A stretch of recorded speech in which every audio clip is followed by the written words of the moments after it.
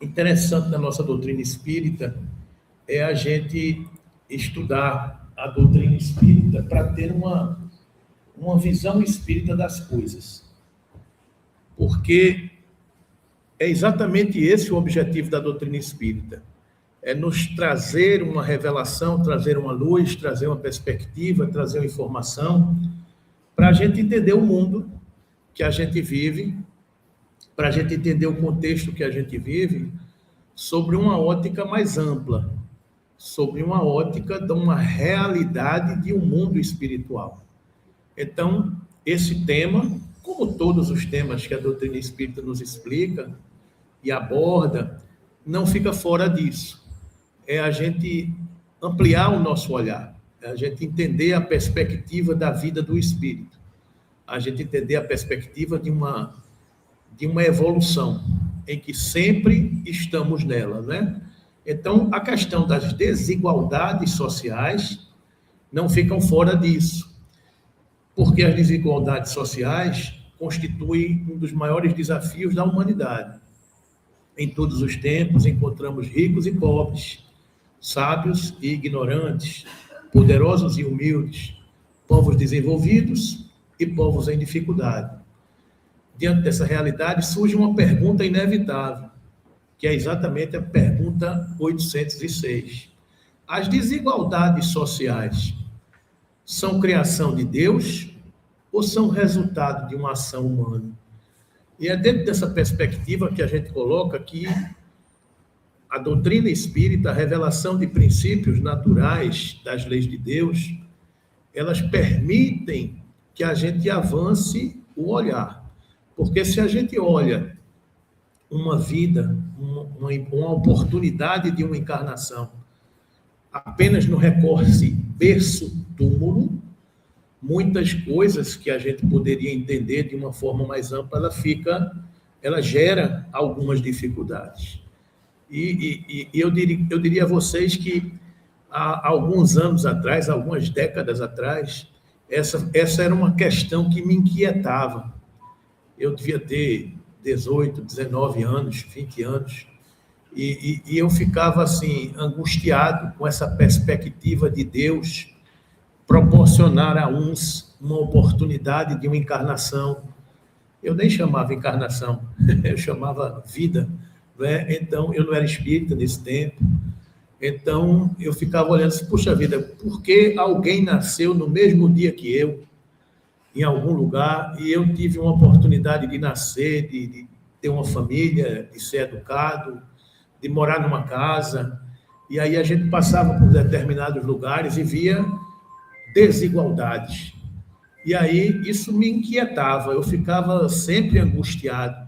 Uma vez eu estava numa festa, que era uma festa, eu acho que era um aniversário, alguma coisa desse tipo, e eu estava ali no Ibura, era uma mansão, um casarão que tinha lá no Ibura, e a casa parecia que estava no alto do Ibura, e aí eu cheguei no jardim, fiquei olhando, aí eu olhava para baixo, eu via as comunidades assim embaixo, né? E a gente numa festa, e eu fazia, puxa vida, o que é isso aqui, né? Porque a pessoa está numa condição de uma festa, de uma opulência, de nada faltar, e a gente olha ali para baixo, puxa vida, está faltando, como é esse equilíbrio, né?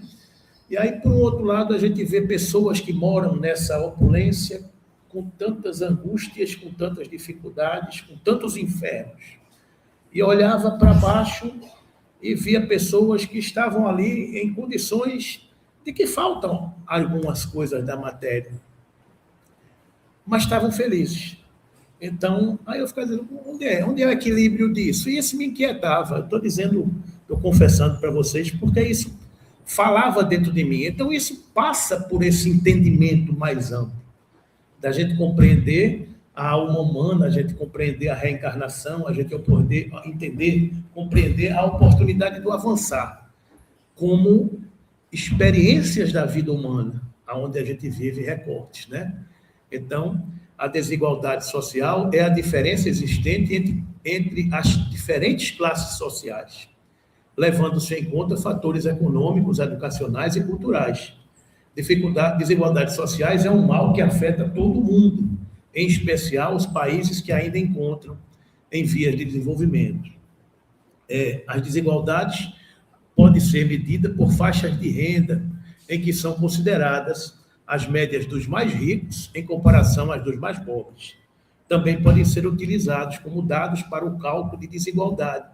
Fatores como o IDH, a escolarização, o acesso à cultura e o acesso a serviços básicos, como saúde, segurança, saneamento, etc. Curiosamente, eu estava olhando ontem o PIB dos países que disputam a Copa do Mundo. O Brasil jogou ontem com o país mais pobre que está disputando a Copa. Então, eu sou meio perturbado, assim, eu fico vendo as coisas assim, tentando olhar essas coisas diferentes, né? Então, o Brasil jogou ontem com o Haiti, e o Haiti é o país que tem o menor PIB que está disputando a Copa do Mundo. As desigualdades sociais, né? Então, meus irmãos, um relatório de 2020 que diz que mais pessoas estão passando fome, segundo um estudo anual da ONU.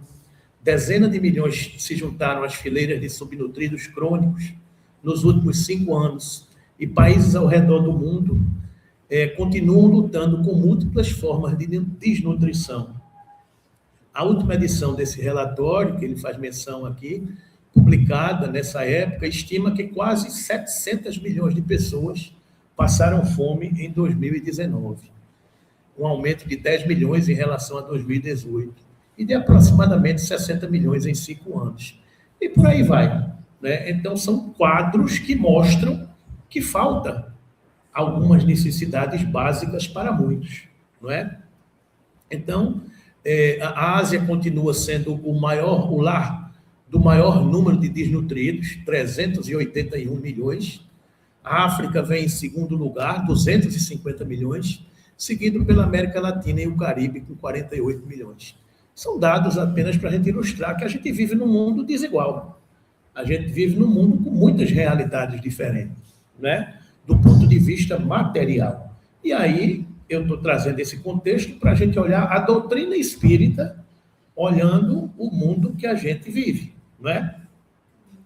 Então, esse quadro aqui que a gente desenha para a gente entender isso, a riqueza, 1% mais rico da população, possui mais riqueza do que 95% da humanidade.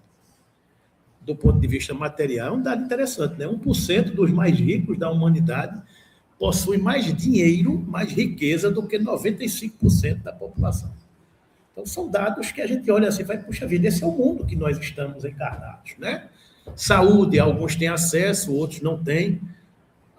O nosso amigo, né, Rita, que você mencionava, aquele amigo que você conheceu nas fileiras do hospital, né, que nossa amiga Rita estava dizendo que teve uma oportunidade de pernoitar com uma amiga que estava hospitalizada, não foi isso? E que nos corredores ela ficou assim assustada pelo quadro geral que ela estava vendo em um hospital público. E ela estava assim espantada, até que alguém a tocou, seu Amaro, não era isso o nome dele? Seu Amaro a tocou e disse, minha filha, isso aqui é um paraíso, não é? Aí ela disse, como assim, né?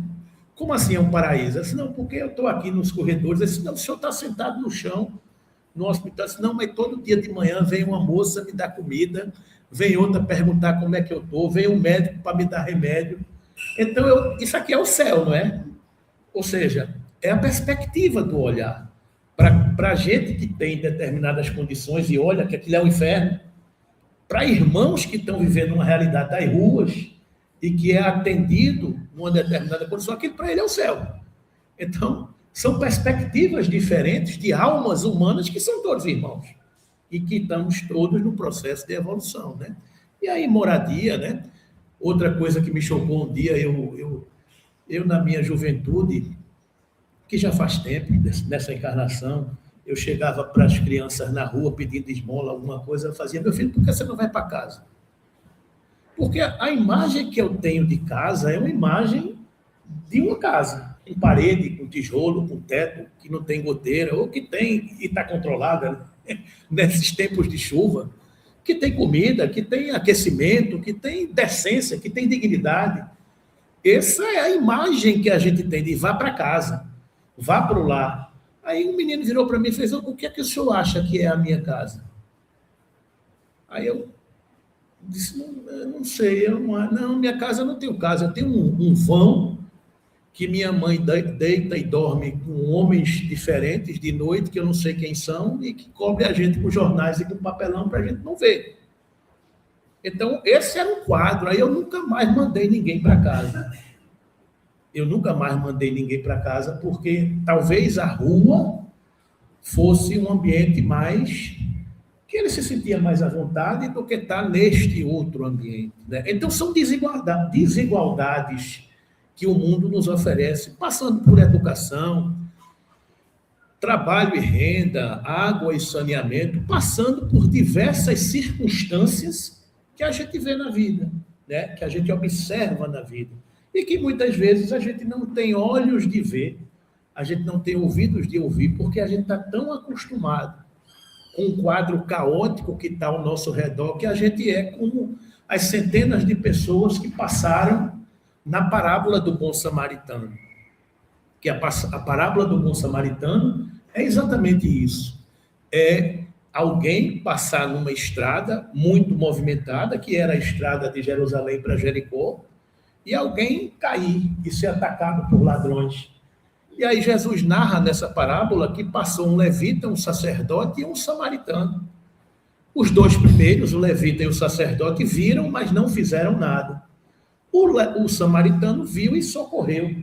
Jesus estava contando essa história, explicando para um jovem que perguntava a Jesus o que era necessário para ganhar o reino dos céus. Aí Jesus respondeu para ele, disse, o que é que está dito na lei? Aí ele disse, amar a Deus acima de todas as coisas e amar ao próximo como a si mesmo. Ele disse, disseste bem, faze isso e viverás. Ou seja, legal, você já sabe o que é, agora faça. Aí ele disse, ok, mas quem é meu próximo? Aí foi que Jesus contou essa história, tentando explicar a ele quem era o próximo. Aí ele narrou esse episódio e falou que o homem tinha sido roubado e estava deitado na estrada e que passaram centenas, milhares de pessoas e apenas 3 pessoas viram. O levita, o sacerdote e o samaritano. Mas de quem viu? Ele pergunta ao homem, quem foi que agiu com misericórdia?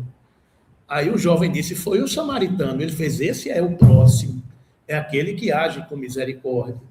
Não é? Então, essa é uma sociedade que a gente vive, porque as dificuldades, as desigualdades, as dores, as angústias, os problemas, as exclusões estão em toda parte, nas ruas e muitas vezes nos nossos lares.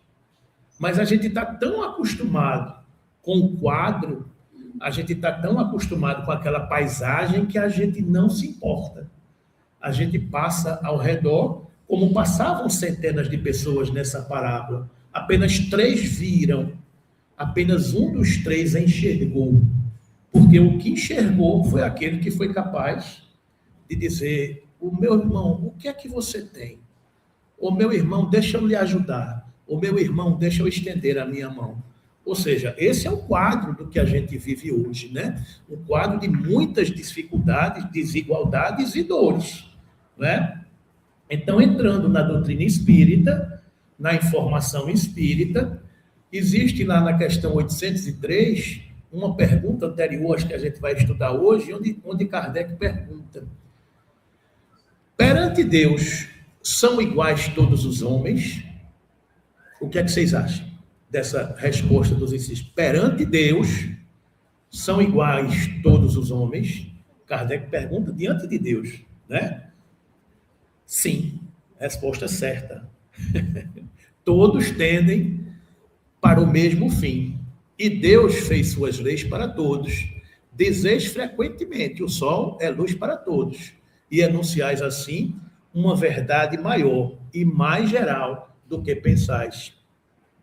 Todos os homens estão submetidos às mesmas leis, as leis da natureza.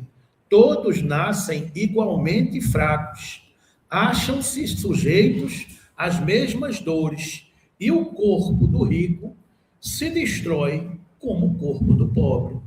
Deus a nenhum homem concedeu superioridade natural, nem pelo nascimento, nem pela morte. todos, aos seus olhos, são iguais. Porque Deus criou todas as criaturas simples e ignorantes no mesmo ponto de partida. Todos caminhamos para o mesmo destino. As diferenças ocorrem no caminhar, no processo. Todos partimos do mesmo ponto. Todos chegaremos ao mesmo destino. As desigualdades, as diferenças acontecem no caminhar de cada uma das almas que somos nós, né? E aí eu trago essa pirâmide aqui, o gráfico das necessidades humanas, a pirâmide de Maslow, né? Onde se coloca as necessidades fisiológicas no patamar lá de baixo, as necessidades de segurança, sociais, de autoestima e a realização pessoal. São os gráficos das necessidades humanas, né? Ou seja, você falar de alguma coisa que você não conseguiu ainda superar e ter, é difícil falar de Deus para quem está com a barriga vazia. Porque tem uma necessidade básica lá embaixo, que é uma necessidade fisiológica. Então, a gente precisa ir galgando esses degraus, subindo esses degraus, para a gente poder falar de tudo isso, né? E aí eu me recordo de uma história que uma vez eu estava no rádio, ouvindo um programa no rádio, que a pessoa, o repórter falava que aqui no sertão do Ceará, um dia desse, já fazem alguns anos, uma criança tinha morrido de fome. Tinha morrido de inanição, de fome, uma situação deplorável, né? Aqui juntinho da gente. E o repórter dizia, narrava com muita emoção que ele, entrevistando a mãe tinha dito para ele o seguinte, que a criança estava morrendo nos braços da mãe e que a mãe disse, minha filha, não se preocupe não, minha filha, que você vai virar uma estrelinha, você vai virar um anjo e você vai para o céu. E aí a criança vira para a mãe e pergunta, ô mãe, no céu tem pão? Então, isso é uma coisa que muitas vezes dói ao nosso coração, né? Porque o que é o céu que nós imaginamos? Quando eu chego só, você vai para o céu. O que é seu céu? O céu daquela criança é um pedaço de pão. Não é? Então, são desigualdades que gritam aos nossos olhos. O que é um céu que você carrega na sua alma? Né? Aí vem a doutrina espírita nos falar que, do ponto de vista da felicidade comum a todos os seres, do ponto de vista material, é a posse do necessário. E do ponto de vista espiritual, moral, é a consciência tranquila e a fé no futuro. Então, isso nivela todos os homens. Do ponto de vista material, o que é felicidade? A posse do necessário. Agora, o que é necessário para um pode não ser necessário para outro, não é? Esse é o ponto. Eu estou feliz com o pão nosso de cada dia me dai hoje. Mas quando eu passo a comer pão com queijo do reino, né? Que aqui é queijo do reino, né? O queijo. Pão com queijo do reino e presunto de Parma. Aí quando eu já não consigo mais comer o presunto de Parma, eu só como pão com queijo do reino, ó, só. E aí eu acho ruim, porque não tem o presunto de Parma. E se eu não tenho nem o queijo do reino, mas tem um queijo mussarela, aí você também acha ruim. Mas eu só precisava do pão. Então, aí entra outra reflexão que diz que mais rico é quem menos necessidade tem. Mais rico é quem menos necessidade tem. É uma reflexão. Eu não preciso disso. Entra o outro conceito de supérfluo. O que é supérfluo? É você comprar algo que você não quer, com dinheiro que você não tem, para agradar umas pessoas que você não gosta, para demonstrar uma pessoa que você não é. Que negócio fantástico. O que é supérfluo é você comprar algo que você não quer. Eu não quero, porque você talvez não precise.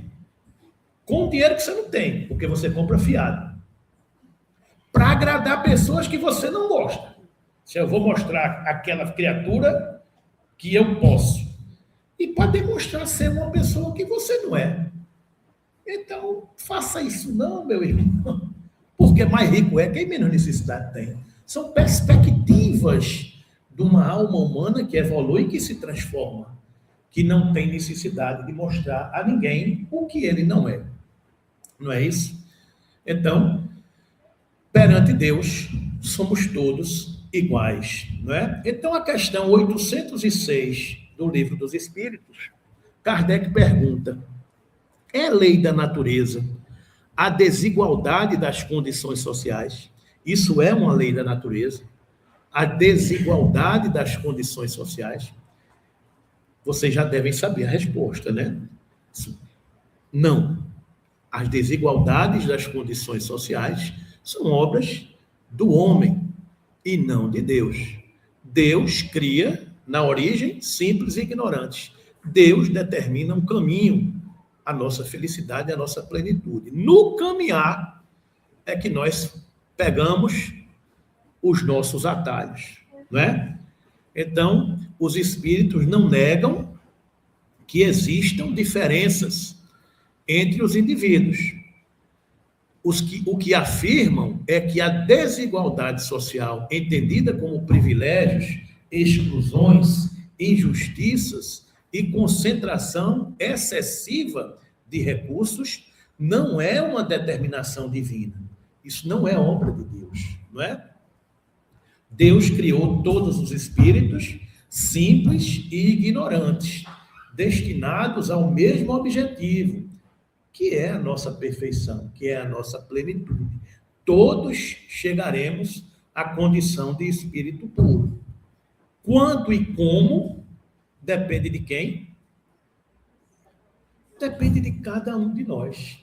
Depende das nossas escolhas, depende dos nossos caminhos, porque a fatalidade do espírito é ser feliz.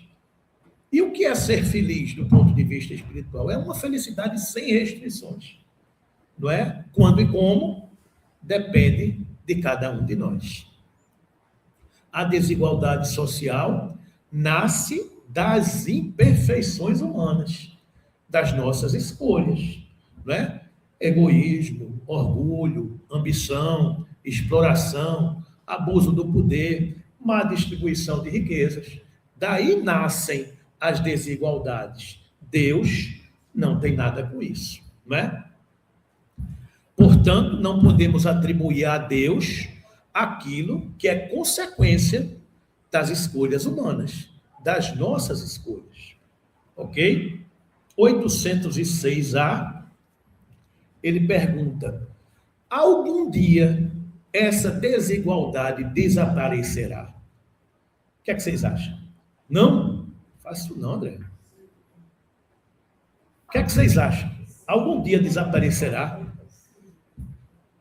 Jesus é esperança. O Evangelho é consolo. O Evangelho é caminho de luz, florido a seguir. Se a gente perder essa esperança, se a gente perder essa fé, a gente para, a gente se angustia. Isso vai desaparecer, sim. Eternas somente as leis de Deus o são. As nossas dificuldades e as nossas dores não são eternas. É por isso que a gente consola as criaturas que estão sofrendo, tantas vezes dizendo: meu irmão, tudo passa. Tudo passa. Porque é eterno somente Deus e as suas leis. Não vês que dia a dia ela gradualmente se apaga? Dia a dia as dificuldades e as desigualdades se apagam. Desaparecerá quando o orgulho e o egoísmo deixarem de predominar. Restará apenas a desigualdade do merecimento. Ninguém é melhor do que ninguém, a não ser pela sua capacidade de amar. Ninguém é melhor do que ninguém, a não ser pela sua capacidade de amar. Então, restará apenas a desigualdade do merecimento. Aquele que ama mais vai na frente. Por que ele vai na frente? É porque ele é melhor do que os outros? Não, ele vai na frente para mostrar o caminho e ajudar quem ficou para trás. Porque aquele que ama mais já descobriu que a alegria dos céus é esvaziar os infernos. Então, quem está na frente sempre tem a preocupação de auxiliar quem fica para trás. Então, a desigualdade só acontecerá por meritocracia, aqueles que já compreendem mais e que optaram por seguir primeiro as pegadas do Cristo. Dia virá em que os membros da grande família dos filhos de Deus deixarão de considerar-se como de sangue mais ou menos puro. Só o espírito é mais ou menos puro. E isso não depende da posição social. Dia virá que os membros da grande família humana dos filhos de Deus deixarão de se considerar como sangue de mais ou menos puro. Porque puro somente será o espírito que nós carregamos. E isso não depende da posição social. Não depende da família material que nós vivemos. Não depende da nossa parentela física. Depende do investimento que nós já fizemos e já adquirimos no nosso espírito. Esse ser eterno que sobrevive a tudo isso, né? Então, questão 807. Que se deve pensar dos que abusam da superioridade de suas posições sociais para, em proveito próprio, oprimir os fracos? Resposta dos espíritos. Merecem anátema. Ai deles, serão a seu turno oprimidos. Renascerão numa existência em que terão de sofrer tudo o que tiverem feito sofrer aos outros. Então, nesta resposta dos espíritos, encontramos aquela perspectiva mais ampla que a gente colocava no início. O olhar mais apurado da alma humana que não nasce no berço e não morre no túmulo. Aqui encontramos a ação da lei de causa e efeito. Quem planta vento, colhe tempestade. Não é a máxima que a gente já conhece, né? Não nascem uvas em pé de manga. Inclusive aquela manga bonita ali, né, Rita, que você já viu ali. Cadê ela? Está ali, ela ali. A manga rosa, né? Aquela manga rosa só nasce bonita no pé de manga. Então, as coisas só nascem naqueles que foram plantados. A gente colhe de acordo com a nossa semeadura. É a lei de causa e efeito. Quem abusa da superioridade de suas posições para oprimir os fracos, vai colher. Ai deles, serão a seu turno oprimidos. Renascerão numa existência em que terão de sofrer tudo o que tiverem feito aos outros. É a consequência de uma lei. Deus não castiga, ele apenas cria mecanismo da lei que você tem que responder. Porque nada da terra passará sem que tenha sido pago o último ceitil. É o que Jesus ensinava. E a gente não passará definitivamente se a gente não tiver cumprido até o último ceitil. Não tem para onde. Não adianta dar carteirada, pedir ajuda, pedir favor. Não tem para onde. A gente não escapa da lei de Deus. Mais cedo ou mais tarde, a gente vai se encontrar com a justiça divina, né? Toda posição social é uma oportunidade educativa. Todo canto em que a gente se encontra é uma oportunidade de ajudar, porque a alegria dos céus é esvaziar os infernos.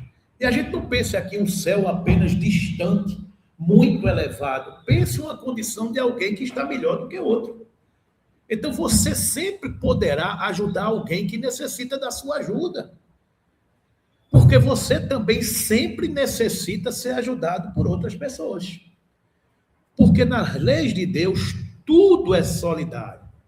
Almas são solidárias, famílias são solidárias, familiares são solidários, mundos são solidários. Sempre quem está mais à frente, auxiliando quem está mais atrás. Toda posição social que você recebe de destaque é uma oportunidade que você tem de auxiliar tanto as outras pessoas que dependem das suas decisões, da sua posição de comando, não é? Quem recebe riqueza, inteligência, autoridade ou influência, recebe também responsabilidades. A quem muito foi dado, muito será cobrado. Quanto mais eu recebo, maior obrigação eu tenho de multiplicar. Lembram da parábola dos talentos? Um recebeu 1 talento, outro recebeu 2, outro recebeu 5. O que recebeu 1 ficou com medo, enterrou o talento e guardou. O que recebeu 2, pode ser um espírito, porque dizem que a ligação toca de lá para cá, né? Mas é um espírito encarnado. O que recebeu 2, ele foi, trabalhou e multiplicou os talentos. E o que recebeu 5, também multiplicou os talentos. Então a gente fica pensando, por que o Senhor deu 1 talento a um, deu 2 a outro e deu 5? Por que ele não deu 5 a todos? Porque ele sabia que quem tem mais capacidade de multiplicar receberia mais talentos. Porque já é uma alma preparada, acostumada a servir. Então ele pegou o talento do que fez 1 e que enterrou e deu a quem tenha multiplicado mais. Estão entendendo a lógica? A lógica é a seguinte: quem é mais preparado, mais habilitado, vai receber mais. Porque quem recebe mais é porque está mais habilitado e que tem mais condições de multiplicar, se já tiver compreendido as leis de Deus. Esse é o desafio. Esse é o ensinamento, não é? O problema não está em ser rico. O problema não está em ser um governante poderoso. O problema não está em ser um empresário ou um dirigente. O problema está em utilizar adequadamente os recursos que recebeu. O problema não é o encargo da posição que você tem. O problema e o desafio é o que você vai fazer com isso para explorar, humilhar, dominar, enriquecer às custas do sofrimento alheio. Porque ninguém vai passar sem responder pelo que fez. O problema não é assumir a responsabilidade. O problema é o desafio do que fazer com a responsabilidade que você recebeu. Não é? Aquele que transforma uma posição de serviço em instrumento de opressão cria para si débitos perante a consciência e perante as leis divinas. Ou seja, se recebeu algo em condições de multiplicar e enterrou o talento, o que é que o Senhor disse? Passe para lá e vá responder por aquilo que você fez. Não é? Passe à direita do Pai aquele que conseguiu multiplicar, porque multiplicou os seus talentos. Então, esse é o caso. A responsabilidade não é de assumir posições de comando, é de o que fazer com ela. Não é isso? Eu fico pensando, às vezes, quando às vezes a gente fica pensando que é alguma coisa, eu fico pensando em Jesus. Jesus é um espírito que recebeu a incumbência de tomar conta de um planeta. Por que Jesus recebeu a incumbência de tomar conta de um planeta? Porque ele já era um espírito puro. Ele já era um espírito puro. Ele não era um aprendiz. Quando o Senhor Supremo do Universo, que é Deus, delegou-lhe a incumbência, dizer: meu filho, vá ali, pegue essa nebulosa solar que se está desprendendo do Sol e vá formar um mundo. Há 4,6 bilhões de anos atrás. Por que Jesus recebeu essa incumbência? Porque ele era aprendiz? Ele ia fazer teste? Não, era porque ele era um espírito puro. Ele tinha condições de multiplicar os talentos. E assim somos nós com todas as nossas missões. As nossas missões são compatíveis com a capacidade que nós temos de suportar. É por isso que Jesus que diz que ele não coloca um fardo mais pesado do que aquele que a gente pode suportar. Não coloca. Às vezes a gente acha que está pesado. Às vezes a gente acha que está difícil.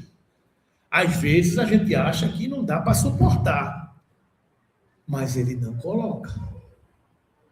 A gente tem que pedir ajuda. A gente tem que esperar que surja um Simão Cirineu, que é aquele que surge no meio da multidão para nos ajudar a carregar a cruz.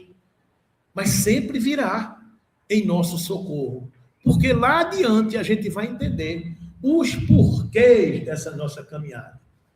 Então, Jesus recebeu a incumbência porque ele podia. Nós recebemos as nossas incumbências e as nossas missões porque nós podemos. Porque Deus ajuda as criaturas pelas criaturas. Então, nós, muitas vezes, somos estes instrumentos para que o amor de Deus se multiplique e atinja os lugares em que estamos mergulhados. Não é? Vamos mais para frente um pouquinho. No livro Consolador, na questão 55, Emmanuel fala da desigualdade. Quando ele pergunta: a desigualdade verificada entre as classes sociais no universo dos bens terrenos perdurará nas épocas do porvir? Emmanuel perguntando agora aqui. A desigualdade social é o mais elevado testemunho da verdade da reencarnação. Olha aí, os que passam pelas privações materiais, muitas vezes estão resgatando alguns malfeitos que tiveram no passado. Ou estão provando algo para mostrar que, mesmo diante da adversidade, são capazes de superar. E aí eu costumo brincar dizendo que, quando eu era criança pequena, que não era lá em Barbacena, quem é mais velho vai rir dessa história, porque sabe por que eu estou dizendo isso? Porque tinha um programa de humor que dizia, quando eu era criança pequena em Barbacena, né? Então, quando eu era criança pequena, tinha uma história que quando caía alguma coisa no chão, a gente caía, pegava, limpava e dizia o quê? O que não mata, engorda. A gente pegava, limpava e botava para dentro. O que não mata, engorda. Então, eu apanhei muita coisa no chão, tanto é que engordei um pouquinho, né? Então, guardadas as devidas proporções, parafraseando esse ditado, estamos no mundo de expiações e provas. Então, meu irmão, quando a dificuldade aparecer, quando o problema ocorrer, quando a situação se mostrar, o que não expia, prova. Então, muitas vezes na dificuldade, não vamos perguntar, eu estou espiando ou eu estou provando? Não se preocupe com isso. O que não expia, prova. Então, de uma forma ou de outra, vamos para frente. Né? Então, muitas adversidades que surgem por aí, o que não expia, prova. Se eu estiver espiando, é em relação ao passado. Se eu estiver provando, é em relação ao futuro. Então, de toda forma, eu estou evoluindo nas leis de Deus. Porque o que é espiar? Espiar é você responder por algum mal feito que você fez à lei. Então, eu estou pagando. O que é provar? Quando é que um aluno faz uma prova? Quando ele precisa aferir se ele tem condições de subir um degrau. Provar é você discutir se você vai mais para frente. Espiar é você pagar o que você já fez. Então, não interessa se você está pagando ou se você está se habilitando. Você está sendo testado na jornada, na caminhada terrestre. Então, o que não expia, prova. E vamos para frente agradecendo a Deus de todas as formas. Não é isso? Nesse caso, consideramos que a pobreza, a miséria, a guerra, a ignorância, como outras calamidades coletivas, são enfermidades do organismo social, devido à situação de prova da quase generalidade dos seus membros. Aqui tem um outro conceito embutido que é muito interessante. São calamidades, enfermidades do organismo social. A gente responde individualmente, a gente responde familiarmente, a gente responde socialmente, a gente responde coletivamente. O contexto é muito mais amplo. Não pense que a gente está apenas resgatando os meus débitos. Eu posso estar ali com os meus débitos, os dos meus familiares, o do meu contexto social, o da minha cidade, o da minha região, da minha nação. São dificuldades do organismo social. Determinadas regiões do planeta podem estar comprometidas fluidicamente com a lei. Regiões que só tiveram guerras, desgraças, pendores, calamidades, estão ali marcadas, precisando regenerar. Regiões do nosso órgão. E as pessoas que estão naquela região são almas que são atraídas por aquela região. E as famílias que estão entendendo, gente? Então a gente responde pelo conjunto da obra, não é? Cessada a causa patogênica, com a iluminação espiritual de todos em Jesus Cristo, a moléstia coletiva será eliminada dos ambientes humanos. Cessada a doença, o tecido social, o organismo social se regenera. E o organismo como um todo adquire a saúde, a plenitude para a sua caminhada. Compreenderam? Mais ou menos, né? Mas a gente sair daqui com dúvida já é alguma coisa. Toda vez que a gente vai fazer um estudo, eu digo, rapaz, quanto mais dúvida a gente sair, melhor, porque dá vontade da gente ir atrás de ficar pesquisando, querendo entender, não é isso? Tem um pessoal que fez uma pesquisa, um pessoal que Sim. E a gente sabe que isso é uma coisa muito triste, a gente fica, né? E a gente sabe que tem que dar um cobertor, porque é o coração da gente tá lá. Mas por que vocês não... Até em São Paulo, né? Por que vocês...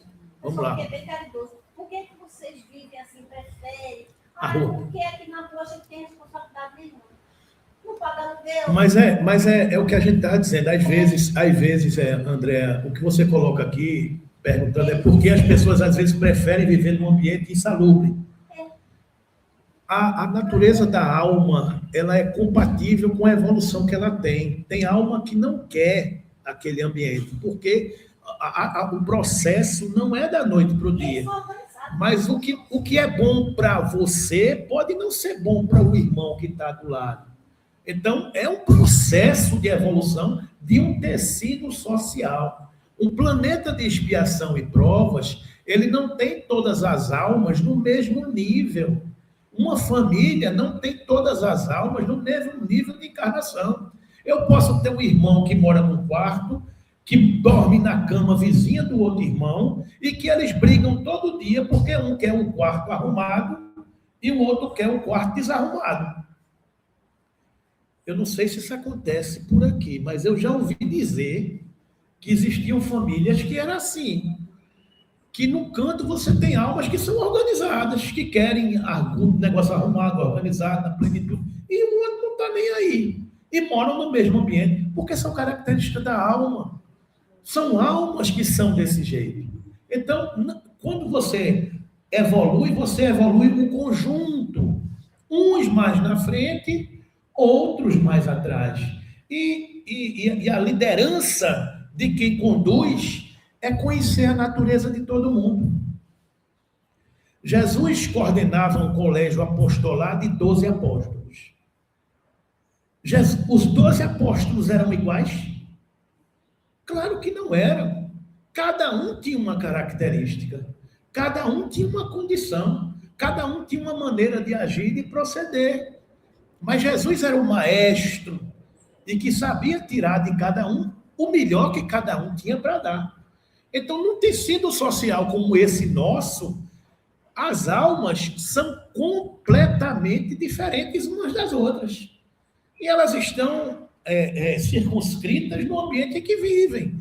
E são exemplos na nossa família, no nosso trabalho, na nossa casa espírita. Não tem gente igual a ninguém. Às vezes, no nosso prédio, a gente acha que é de um jeito, o outro acha que é de outro, e daqui a pouco está feita a confusão.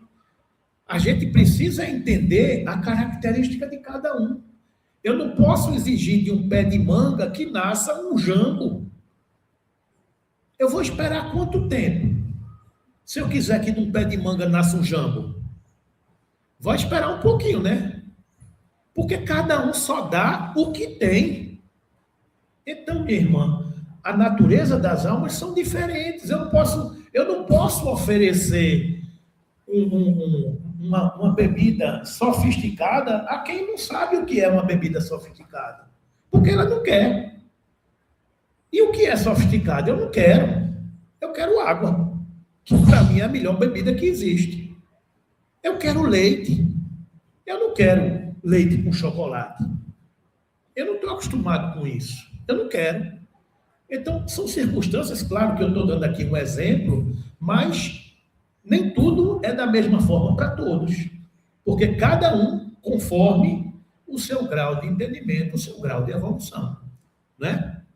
Eis porque cada criatura terá o seu mapa de mérito nas sendas evolutivas, constituindo essa situação nas lutas planetárias uma grandiosa e progressiva em matéria de raciocínios e sentimentos, que se elevará naturalmente todo aquele que mobilizar. Eu acho que já, eu não li isso aqui ainda não, foi? Eu estava na outra, eu estava nesse aqui, na 56. Desligou, foi? Mas, rapaz, apagou, foi. Deu um tilt. Já pensou? Hã? Tá vindo. Tá ligando ali. Que coisa, hein?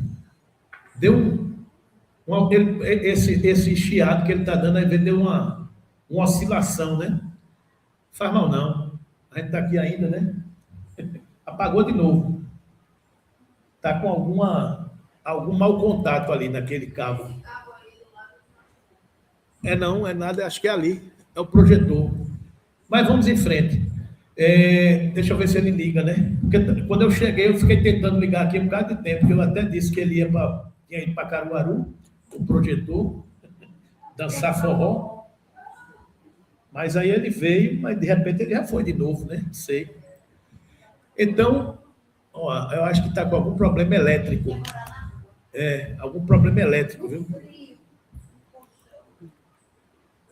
Ele está com algum problema elétrico. Mas vamos lá, para a gente concluir, Kardec diz o seguinte: as questões 806 e 807, infelizmente vocês não vão poder ver, porque está desligado, né? Eu vou tentar ligar de novo aqui para ver. E a gente ver se conclui. Eu acho que apagou o bichinho.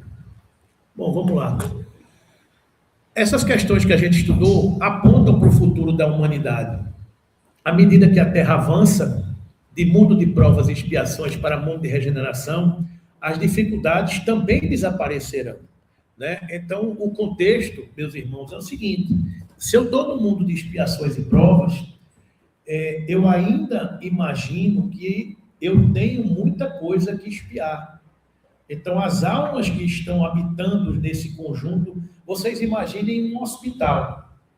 Um hospital que está numa região de muitas doenças, de muitas dificuldades, ele será um hospital com muitos casos de doenças.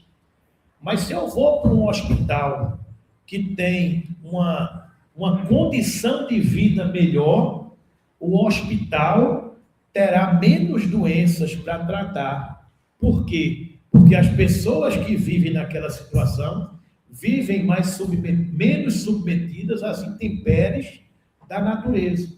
Então, por exemplo, uma cidade de um país desenvolvido em que não tem condições de insalubridade, em que a água é encanada, é tratada, o esgoto não vai para a rua, tudo funciona às mil maravilhas, onde todo mundo tem o básico para se alimentar, onde todo mundo come, onde todo mundo vive numa condição mais salubre, onde todo mundo tem, digamos assim, a decência de uma encarnação. Essas pessoas tendem a adoecer menos. Então, o hospital, que é aquela região que ele vive, vai estar menos ocupado, porque as pessoas estão menos submetidas às desigualdades, às intempéries e aos problemas. Na medida que aquele lugar, se você vive num lugar onde você está com esgoto a céu aberto, com guerras, com desafios, com violência, com problemas, com angústias, com excessos, com vícios, o que é que acontece com essa população? Vai dar mais trabalho. Então, o hospital será mais ocupado do que aquela outra região. Então, a Terra está passando por uma condição de transição planetária. Então, as desigualdades sociais que hoje nós temos, elas tendem a diminuir, porque a condição das almas que aqui habitam terá evoluído, estará em evolução.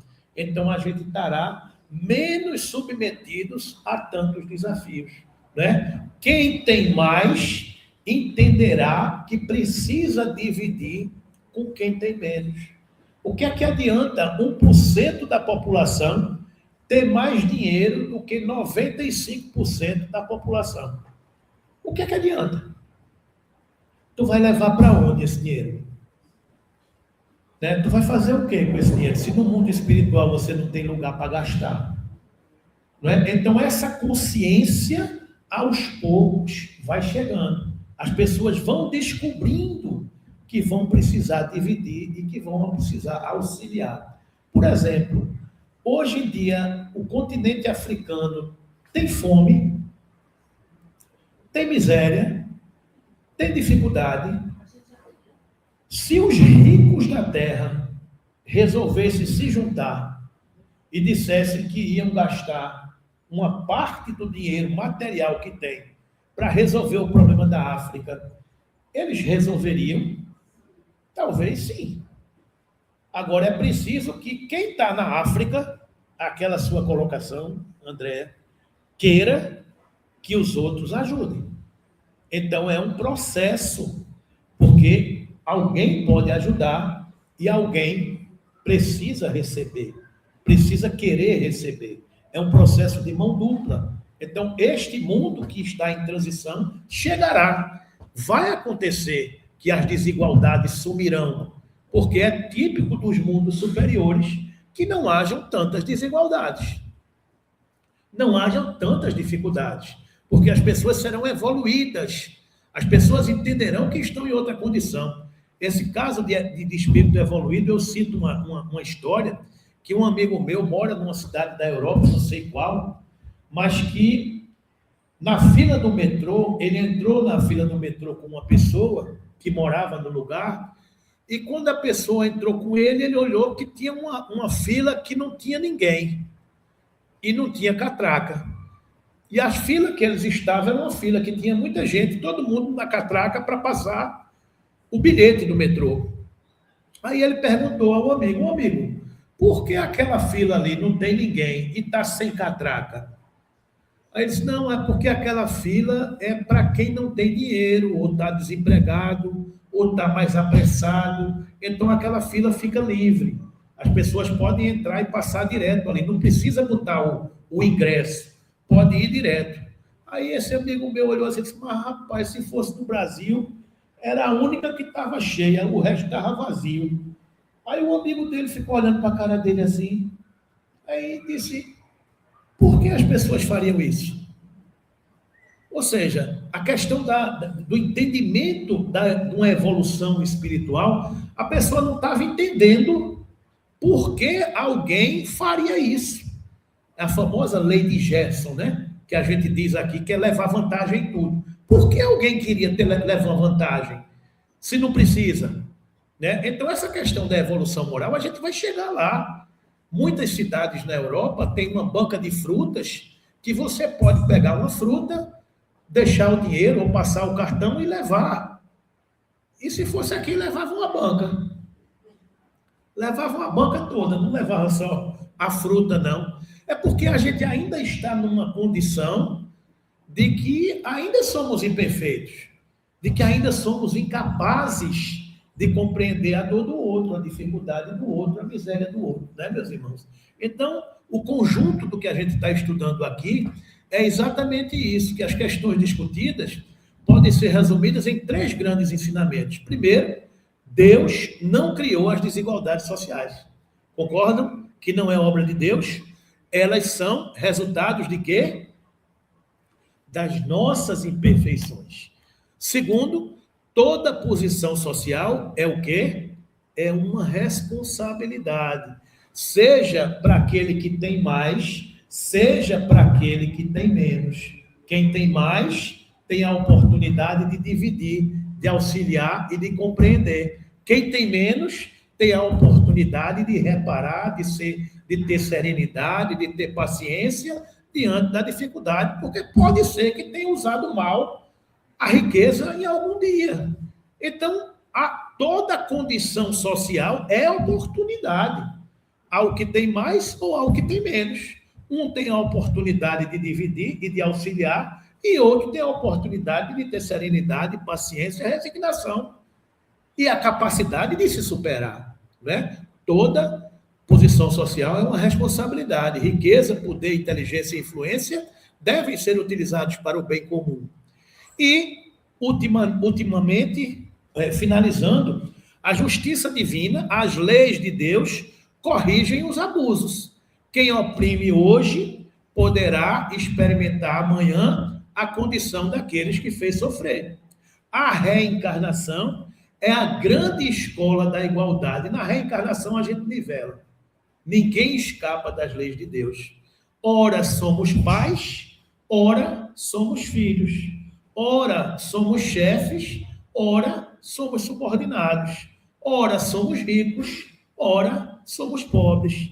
Ora ensinamos, ora aprendemos. E assim, todos, através das múltiplas existências, vamos compreendendo a grande lição do Evangelho.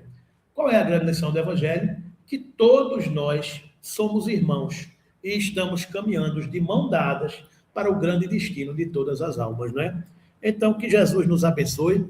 Infelizmente, deu um apagão e a gente não pôde mostrar as figuras todas, mas eu espero que a gente tenha conseguido passar a informação e o estudo da tarde de hoje, né? Vamos concluindo por aqui o nosso estudo das desigualdades sociais, pedindo a Jesus, pedindo aos queridos amigos que nos amparem, que nos auxiliem nesse momento que a gente se